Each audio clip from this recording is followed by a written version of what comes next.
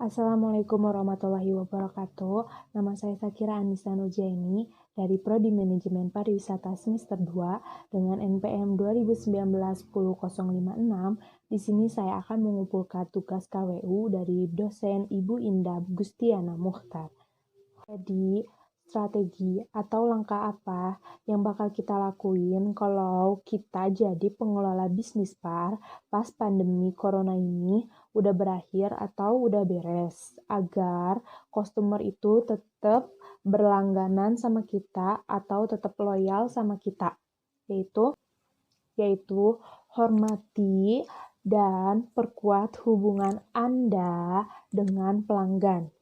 Karena kalau kitanya selalu menghormati pelanggan, terus memperkuat hubungan dengan pelanggan, pasti pelanggan pun akan senang dengan kita atas pelayanan kita, bagaimana kita kepada dia, sikapnya.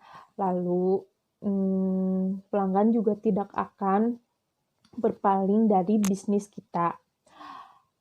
Lalu, misalnya nih ya, contohnya, kayak kita mengirim email dengan membuat secara pribadi dan sesingkat mungkin dengan pesan yang sangat inti. Jadi pesannya inti. Kayak misalnya, kami di sini untuk mendukung Anda, beritahu kami bagaimana kami bisa membantu Anda. Nah, kayak gitu isi emailnya teh. Tetapi si pesannya teh harus pesan yang tetap memperkuat hubungan Anda, bisnis Anda dengan pelanggan. Itu. Lalu yang kedua yaitu membuat promosi penjualan yang tepat. Jadi, jika kita bisa mengembangkan promosi penjualanan yang sesuai dengan kebutuhan pelanggan, maka pelanggan pun akan datang sendirinya kepada bisnis kita. Makanya kenapa saya mengambil bisnis resto, pasti isinya tuh kebanyakan makanan kan, makanan-makanan yang dibutuhkan.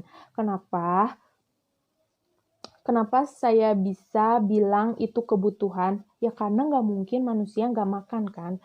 Pasti banyak dari mereka yang kalau misalnya udah beres dari pandemi ini, pasti bakal jalan-jalan atau enggak, setidaknya walaupun di rumah, mereka bakal memesan makanan dari resto kita kalau dianya sudah berlangganan. Walaupun tidak berlangganan pun juga kalau misalnya kita masuk ke media online, pasti adalah yang mesen gitu ke resto kita. Lalu sebaiknya banyak menggunakan media digital seperti yang saya sebelumnya omongin, dengan media digital atau promosinya itu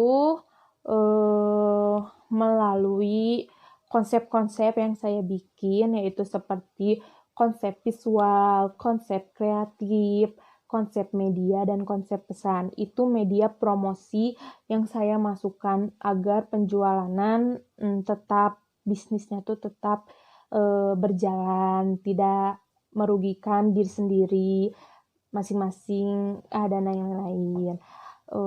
Jadi contohnya itu kayak kita membuat contoh promosinya itu membuat buy now promosi atau push notification di smartphone pelanggan dengan tulisan sending a great promotion to you,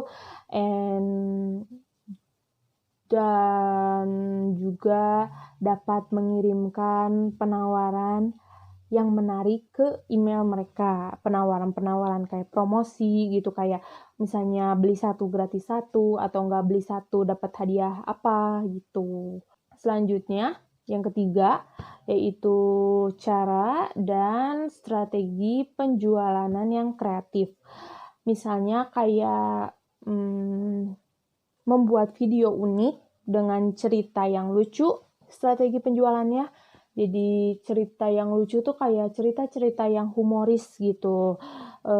Terus Kenapa kita ngambil cerita yang lucu untuk media promosi atau penjualan agar pelanggan tuh kayak tertarik nih, kayak misalnya kayak kita buat video promosinya tuh iklannya humoris atau lucu, pasti kan pelanggan tuh pas ngelihat lucu kayak apa gitu, jadi kayak bisa kemungkinan menghubungi kita gitu dari produk yang kita iklankan. Terus si videonya juga tidak perlu terlalu memasarkan produk secara eksplisit, karena agar bisa menarik, agar pelanggan selalu ingin menonton video penjualan Anda.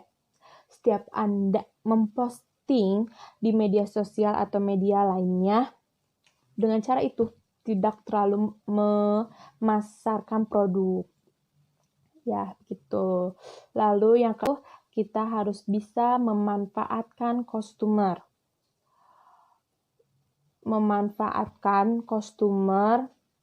relationship management atau biasa disebut CRM, yaitu suatu usaha dalam menyediakan jembatan strategis antara strategi pemasaran dan teknologi informasi. Dengan CRM, para pebisnis bisa menjalin hubungan dengan pelanggan demi meningkatkan profitabilitas dari suatu usaha.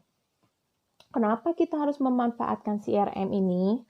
Karena membangun relasi yang baik dengan pelanggan akan jauh lebih bermakna bagi pelanggan daripada sekedar menjual, karena produk atau jasa yang bermutu tinggi dalam kenyataannya akan selalu ada pesaing yang akan menyaingi produk atau jasa yang ditawarkan. Kecuali untuk produk atau jasa yang benar-benar unik, langka, dan tak banyak orang yang menyediakannya, membangun hubungan pelanggan yang benar-benar dekat, sehingga perusahaan mengetahui banyak hal yang mengenai pelanggan. Memang tidaklah mudah, apalagi kalau jumlah pelanggan tersebut cukup banyak, yang hampir tidak memungkinkan perusahaan memahami satu persatu pelanggan dengan baik dan lengkap.